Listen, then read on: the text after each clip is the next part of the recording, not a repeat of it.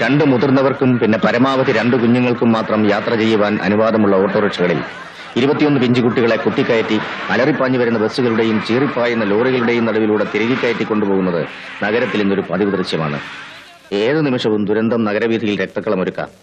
21 കുടുംബങ്ങളുടെ പ്രതീക്ഷകൾ ആ കുരുതിക്കളത്തിൽ ചതഞ്ഞറിയാം. ഈ ക്രിമിനൽ കുറ്റത്തിന് നേരെ കണ്ണടയ്ക്കുന്ന നിയമപാലകരാണ് യഥാർത്ഥ കുറ്റവാളികൾ. ഗുഡ്. ഇതിൽ താൻ കണ്ട യാഥാർത്ഥ്യമുണ്ട്. സംഭവിച്ചേക്കാവുന്ന ദുരന്തത്തെക്കുറിച്ചുള്ള പിക്ചറുണ്ട്. ഇത് നാളെ പത്രത്തിൽ വായിക്കുന്ന ഓരോ വീട്ടമ്മയും തന്റെ കുഞ്ഞിനെ ഓട്ടോറിക്ഷയിൽ കയറ്റി അയക്കും മുമ്പ് ഒരു നിമിഷം ഒന്ന് ആലോചിക്കും. അപ്പോഴാണ് ഇത് വാർത്തയാവുന്നത്. താനൊരു കാര്യം ചെയ്യേ, സ്റ്റാഫ് ഫോട്ടോഗ്രാഫറെ വിളിച്ച് വൈകിട്ട് സ്കൂൾ വിടുമ്പോ ഇതുപോലെ കുട്ടികളെ കുത്തി നിറച്ചു വരുന്ന ഒരു ഓട്ടോറിക്ഷയുടെ ഫോട്ടോ എടുപ്പിക്കും. ശരി. പക്ഷെ അതിനുവേണ്ടി എടുത്താണെന്ന് തോന്നരുത്. നമുക്കിത് നല്ലൊരു ഹ്യൂമൻ സ്റ്റോറി ആക്കാം. Thank you sir. Aaha, sir ഇവിടെ ഇങ്ങനെ ആവശ്യമില്ലാത്ത കാര്യങ്ങൾ സംസാരിച്ചോണ്ടിരുന്ന എങ്ങനെ വന്നേ? എല്ലാവരും താഴെ റെഡിയായി. കൊച്ചിൻ ടവറിലേക്ക് പോകണ്ടേ? എന്താ കാര്യം? ഇന്ന് മലബാർ പ്ലാന്റേഷന്റെ ആനുവൽ പ്രസ് മീറ്റ് അല്ലേ? തന്റെ വെപ്രാളം കണ്ടപ്പോ ഞാൻ കരുതി അവിടെ ആരോ മരിച്ചു കാണുമെന്ന്. അതിന് ഞാനെന്തിനു വെപ്രാളപ്പെടണം? കോക്ടെയിൽ അറ്റാച്ച്ഡ് ഡിന്നറാണ്. 5 കിലോ തേയില, പേന, പേഴ്സ്, ഹാൻഡ് ബാഗ്, ലൊട്ടിലൊടുക്ക് വേറെ. പ്രീമിയം സ്കോച്ചാണ്. സമയം കളയാണ്ട് വന്നേ. ഓസിന് കുടിച്ചാൽ എനിക്ക് കിക്ക് കിട്ടൂല. ശീലമില്ലടോ. തനിക്ക് പിന്നെ അതല്ലേ പതിവുള്ളൂ. കളയണ്ട, വിട്ടോ. വേണമെങ്കിൽ ഒരു ചാക്കും കൂടെ കരുതിക്കോ. എന്നെ പോലെ വേണ്ടാന്ന് വെക്കുന്ന മണ്ടന്മാര് വേറെയും കാണും. എല്ലാം കൂടെ വാരിക്കൂട്ടാം. നമ്മുടെ ഈ വക തൊഴിൽ രഹസ്യങ്ങൾ ട്രെയിനീസിന്റെ മുമ്പിൽ വെച്ച് പരസ്യമാക്കരുത്. അതൊരു നല്ല ഹാബിറ്റ് അല്ല. സാർ വന്നേ പോവാം. ഇല്ല, വരുന്നില്ല. തീർച്ചയാണോ? 5-10 കിലോ തേയില എത്തും. ചക്കാത്തിന് എന്ത് കിട്ടുക എന്ന് വെച്ചാലും തരകം കൈനീട്ടും. ചിലർക്ക് അതൊരു ശീലമാണ് സാർ. അല്ലടോ, ശീലമാക്കിയതാണ് അയാൾ സാഹചര്യങ്ങൾ മൂലം. പാവം, വയസ്സ് 10-45 കല്യാണം പോലും കഴിച്ചിട്ടില്ല. ഇനി ആഗ്രഹമില്ലാഞ്ഞിട്ടല്ല, തന്തയ്ക്കൊറ്റ ആന്തരിയാണ് തരകൻ. താഴെ 5 പേര്. റിവേഴ്സ് എടുക്കാൻ മക്കളുടെ ചുമതല മുഴുവൻ ഈ പാവത്തിന്റെ തലയിൽ വെച്ച് ഇയാളെ നരകത്തിൽ തള്ളിയിട്ട് നാളെ ആശാനെങ്ങോട്ടാ? താനോ? വാ, കയറ്. ഞാനിന്ന് ഇവിടെ ക്യാമ്പ്. വാ, നമുക്ക് ഗസ്റ്റ് ഹൗസിലേക്ക് വാ. കൊല്ലം എത്രേ നമ്മൾ തമ്മിലൊന്ന് ആഘോഷിച്ചിട്ട് വാ. ഇല്ല, ഇയാള് പോ. വലിപ്പം വെപ്പിക്കാണ്ട് കയറാശാനെ. ഞാൻ പഴയ ബാലനല്ലേ വിളിക്കുന്നേ. ഞാൻ പഴയ കൃഷ്ണമൂർത്തി തന്നെയാണ്. പക്ഷെ താൻ പഴയ ബാലനല്ല. ആഭ്യന്തര വകുപ്പ് മന്ത്രി വലപ്പാട് ബാലകൃഷ്ണൻ. ആ പത്രാസ് കാണിച്ച് എന്റെ മുമ്പിൽ ആളാവണ്ട. നാവ് ചൊറിഞ്ഞാ ഞാൻ വല്ലതും വിളിച്ചു പറയും. കുറച്ചില് തനിക്കാ. പോ. എന്നാ ശരി, എങ്കിൽ പിന്നെ അങ്ങനെ തന്നെ. എന്താണ് നോക്കിക്കുന്നത്? ഒന്നുമില്ല.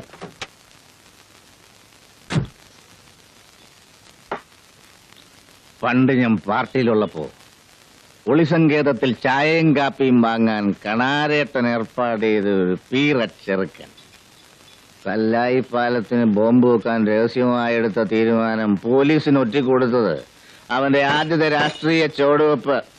പിന്നെ തിരിഞ്ഞു നോക്കിയിട്ടില്ല. കയറ്റങ്ങൾ മാത്രം. അണ്ടർവെയർ മാറുന്നത് പോലെ പാർട്ടി 4-5 മാറിയെങ്കിൽ എന്ത്?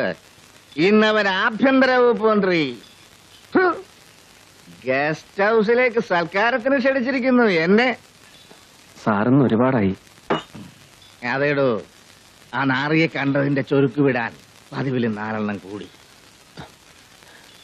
നാളെ വെള്ളിയാഴ്ചയാണ്. സാറിന്റെ കോളം 4 മണിക്ക് മുമ്പ് എഴുതി വാങ്ങിച്ചെത്തിക്കണമെന്നാ പറഞ്ഞിരിക്കുന്നത്. പേന എടുത്തെഴുതാൻ ഇന്നിനി എനിക്ക് വയ്യ. അയ്യോ സാർ, കോളം മുടങ്ങും. താൻ എഴുത്, ഞാൻ പറഞ്ഞത്. എന്തിനെ കുറിച്ചാ എഴുതുക? ആരെ കുറിച്ചാ? വലപ്പാട് ബാലകൃഷ്ണൻ മന്ത്രി. അവന്റെ നെഞ്ചത്ത് തന്നെ ആവട്ടെ ഇന്നത്തെ താണ്ഡവം. എഴുതോടോ ഹെഡിങ്. ആഭ്യന്തര വകുപ്പല്ല, അഴിമതി വകുപ്പ്. ഈ മന്ത്രിസഭ അധികാരത്തിൽ വന്നിട്ട് വലപ്പാട് ബാലകൃഷ്ണൻ ആഭ്യന്തര വകുപ്പിന്റെ ചുമതല ഏറ്റ ശേഷം പോലീസുകാർ പ്രതികളായി 233 കേസുകൾ രജിസ്റ്റർ ചെയ്തിട്ടുണ്ടെന്ന് ഗവൺമെന്റിന്റെ ഔദ്യോഗിക കണക്കുകൾ തന്നെ സമ്മതിക്കുന്നു. ഇത് വളരെ പഴയ കണക്കാണ്. അത് തന്നെ മുഴുവനും ഇല്ല. രജിസ്റ്റർ ചെയ്യാതെ പോയ കേസുകൾ ഇതിന്റെ 10 ഇരട്ടി വേറെ കിടക്കുന്നു. യാചക നിരോധന മേഖലയിൽ ഭിക്ഷാടനത്തിനിറങ്ങാം പോലീസിന് കൈക്കൂലി കൊടുത്താൽ. ഇതായിരിക്കുന്നു സ്ഥിതി. ഇതിനേക്കാൾ ഹീനമായ ഒരു അഴിമതി ലോകത്തിൽ വേറെ എവിടെയാണ് ചൂണ്ടിക്കാട്ടാനാവുക? നിർത്തണോ? ഏതാണ്ടൊരു ആനക്കാര്യം പോലെ. ഭിക്ഷക്കാരെ ഒരു ദിവസത്തെ വരുമാനം എന്താണെന്ന് കണ്ട ബാറിലിരുന്ന് വായി തോന്നുന്ന നാറിക്കറിയോ? ടൂറിസ്റ്റ് ടാക്സി വരേണ്ട അവരെ ചിലർക്ക് ഇവിടെ. എന്ന് വെച്ചാ താൻ ആ കേരള ഭൂമിയിലെ മേലെ ഒഴിച്ചു ലൈനിൽ തന്നെ. സാർ,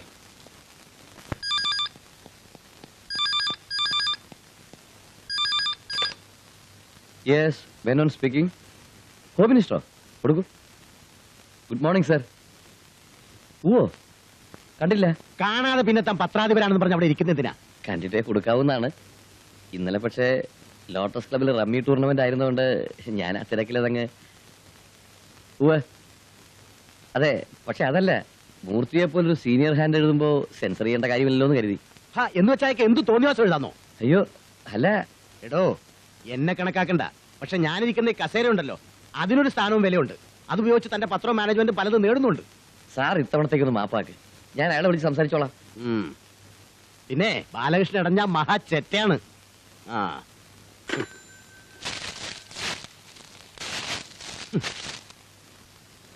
എന്റെ കോളത്തിന് വായനക്കാരുള്ളതുകൊണ്ടാ ശമ്പളത്തിന് പുറമെ പ്രതിഫലം തന്നെ എന്നെ കൊണ്ട് എഴുതിക്കുന്നത്. ഞാൻ എഴുതുന്നതിനാണ് പ്രതിഫലം. എന്തെഴുതണമെന്ന് നിങ്ങൾ തീരുമാനിക്കുന്നത് അനുസരിക്കുന്നതിനല്ല. മൂർത്തിയുടെ തലച്ചോറിനകത്ത് കേറി ഒരു പത്രമുതലാളിയും ചിന്തിക്കണ്ട. എന്റെ പൊന്നു മൂർത്തി, ഞാൻ പറയുന്നൊന്ന് മനസ്സിലാക്ക്. ആവശ്യത്തിനുള്ള പഠിപ്പുണ്ട്. കൂടുതലായി ഇയാളൊന്നും പറഞ്ഞു തരണ്ട. മൂർത്തി പ്ലീസ്. നിങ്ങളുടെ ഒന്നും ഇഷ്ടാനിഷ്ടത്തിനനുസരിച്ച് പേനയൊന്നാൻ എന്നെ കിട്ടൂല. പറ്റില്ലേ പറഞ്ഞുവിട്. റിലീവിംഗ് ഓർഡർ ടൈപ്പ് ചെയ്ത് തീരുന്നതിന് മുമ്പ് എന്നെ റാഞ്ചി കൊണ്ടുപോകാൻ പത്രമുതലാളിമാർ ഇവിടെ ക്യൂ നിൽക്കും. ചുണയുണ്ടെങ്കിൽ താനൊന്ന് രാജിവെക്ക്. വേണ്ടെന്ന് പറയാൻ തന്റെ ഭാര്യ സുഭദ്ര തമ്പുരാട്ടി പോലും വരില്ല. That is the difference.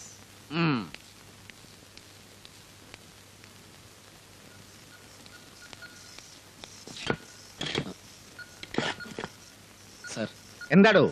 Commissioners ഓഫീസിൽ നിന്ന് ഫോൺ ഉണ്ടായിരുന്നു. നമ്മുടെ വാർത്തയുടെ അടിസ്ഥാനത്തിൽ ഓട്ടോറിക്ഷയിൽ 6 കുട്ടികളിൽ കൂടുതൽ കയറ്റുന്നത് നിരോധിച്ചു. പ്രസ് നോട്ടിഫിക്കേഷൻ ഉണ്ട്. ഗുഡ്. ഇത് ഞാനൊരു ബോക്സ് ആയിട്ട് കൊടുക്കും. കേരളഭൂമി ലേഖകൻ അനന്തുവിന്റെ റിപ്പോർട്ടിന്റെ അടിസ്ഥാനത്തിൽ പോലീസിന്റെ സത്വര നടപടി. U deserve it my boy.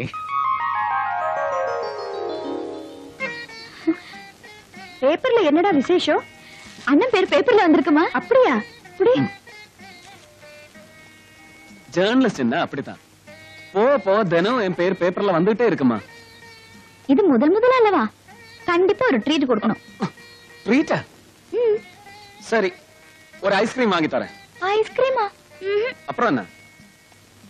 Okay, கூடவே ஒரு மசால் தோசை. அண்ணா அண்ணா, பத்மஸ்ரீ காயத்ரி தேவியோட டான்ஸ் ப்ரோக்ராம் சனிக்கிழமை ஃபைனான்ஸ்ல இருக்கு. நான் டிவில மட்டும்தான் பாத்திருக்கேன். நேர்ல பார்க்கணும்னு ரொம்ப ஆசையா இருக்குண்ணா. ஒரு பாஸ் வாங்கி கூட. பாஸா? 1500 rupees ஆகும், தெரியுமா? நீங்க ஒரு ஜேர்னலிஸ்ட் தானே, காம்ப்ளிமெண்டரி பாஸ் கிடைக்குமே. சின்ன பொண்ணு ஆசைப்படுறா, வாங்கி கொடுறா. சரி சரி. മൂർത്തി സാർ ഒരു സഹായം ചെയ്യണം. പത്മശ്രീ ഗായത്രി ദേവിയുടെ ഒരു പ്രോഗ്രാം ഉണ്ട് ഈ ആഴ്ച. 5 വർഷത്തിന് ശേഷം അവർ കേരളത്തിൽ വരികയാണ്. നമ്മുടെ വീക്കെൻഡ് മാഗസിന് വേണ്ടി ഒന്ന് കവർ ചെയ്യണം. ഒരു ഇന്റർവ്യൂ, നല്ലൊരു റൈറ്റപ്പ്. സോറി, അറിയാൻ വയ്യാത്ത ഒരു കാര്യം ഇന്നോളം ഞാൻ എഴുതിയിട്ടില്ല. നൃത്തം, പാട്ട്, ഇതൊന്നും എന്റെ വിഷയമല്ല. എനിക്കും ഇതിനെക്കുറിച്ച് ഒരു പിടിപാടും ഇല്ല. അതുകൊണ്ടല്ലേ മൂർത്തി സാറിനെ ആശ്രയിക്കാന്ന് വെച്ചത്. സർ, വിരോധമില്ലെങ്കിൽ ഞാൻ പോവാം സർ. എന്തിന്? ഡാൻസ് കാണാനോ? അല്ല സർ, എനിക്ക് എന്റെ അമ്മ ഒരു ഡാൻസർ ആയിരുന്നു. അനിയത്തി ഡാൻസ് പഠിപ്പിക്കുന്നുണ്ട്. മുത്തശ്ശൻ ഭാഗവതരായിരുന്നു. It's in my blood. ആഹാ, എങ്കിൽ കുറെ കൂടെ സേഫായ എക്സ്പെരിമെന്റ് ഇയാളെ വിടുന്നതാണ് രാധാമണി. നമസ്കാരം. നമസ്കാരം. ഇരിക്കൂ. വാരാന്ത്യ പതിപ്പിലേക്ക് ലേഖനം തയ്യാറാക്കാനാണല്ലേ? എഡിറ്റർ വിളിച്ച് പറഞ്ഞിരുന്നു. എന്നെ കുറിച്ചുള്ള എല്ലാ ഡീറ്റെയിൽസും എന്റെ ബയോഡേറ്റയിൽ കാണും. You can collect it from my manager. പിന്നെ വേണ്ടത് കുറച്ച് photographs. We can take it. ക്ഷമിക്കണം മാഡം, വെറും ഒരു മാമൂൽ ലേഖനത്തിന് വേണ്ടിയല്ല ഞാൻ വന്നത്. ചില വളരെ പ്രധാനപ്പെട്ട കാര്യങ്ങൾ ചോദിച്ചറിയണമെന്നുണ്ട്. പേഴ്സണൽ ലൈഫിനെ കുറിച്ചാണെങ്കിൽ ഐ എം സോറി, ഞാൻ നിശബ്ദയായിരിക്കും. അല്ല, ലോകമറിയുന്ന ഗായത്രി ദേവിയെ കുറിച്ച് തന്നെ. ഒരുപാട് വിവാദങ്ങൾക്ക് തിരികൊളുത്തിയ നിങ്ങളുടെ നൃത്ത കലാ പരീക്ഷണങ്ങളെക്കുറിച്ച്, നിഗമനങ്ങളെക്കുറിച്ച്. ഒരുപാട് ടെക്നിക്കലായ കാര്യങ്ങളാണ്. വിശദീകരിച്ചാൽ മനസ്സിലാക്കാനുള്ള പശ്ചാത്തല ജ്ഞാനം വേണം. ഉണ്ടെന്നാണ് വിശ്വാസം. ഇന്റർവ്യൂ ചെയ്യാൻ വന്ന ആളെ തിരിച്ച് ഇന്റർവ്യൂ ചെയ്യുന്നത് വിചിത്രമായി തോന്നാം. നൃത്തകലയുടെ ബാലപാഠങ്ങളെക്കുറിച്ച് പോലും സാമാന്യ ജ്ഞാനമില്ലാത്തവരുടെ വങ്കൻ ചോദ്യങ്ങൾക്ക് മുമ്പിൽ ഇരുന്നു കൊടുത്ത് മടുത്തു. വളരെ സിമ്പിളായൊരു ചോദ്യം. നൃത്തം, നൃത്യം, നാട്യം ഇവ തമ്മിലുള്ള വ്യത്യാസം എന്താണ്? ഉത്തരവും വളരെ സിമ്പിളാണ്. താളനിബദ്ധമായ അംഗചലനം നൃത്തം. നൃത്തവും പദവും ചേർന്ന അഭിനയം നൃത്യം. ഒരു പൂർണ്ണ കഥയുടെ ആവിഷ്കാരമാകുന്ന നൃത്യം നാട്യം. സമ്മതിച്ചിരിക്കുന്നു. ഇനി മിസ്റ്റർ അനന്ത് ചോദിക്കുന്ന ഏത് ചോദ്യത്തിനും എനിക്കറിയാവുന്ന ഉത്തരം പറയാൻ സന്തോഷമേ ഉള്ളൂ.